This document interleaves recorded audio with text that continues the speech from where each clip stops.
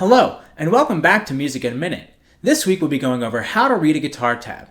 First, let's get started with our strings and frets. Our strings will be numbered 6 through 1, starting at the top with our deepest, the 6th string, and ending at the bottom, our highest, the 1st string. Your frets will be the space between each pair of metal bars.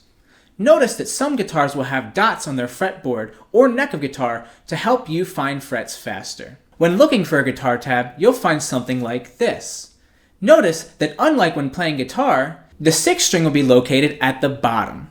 You will see numbers written on strings. These numbers let you know which fret to play on that string. For example, this one wants you to play fret 3, string 6. Sometimes you'll see strings with multiple notes stacked on top of each other. Just play them together. For rhythm, take a look at the top of the tab.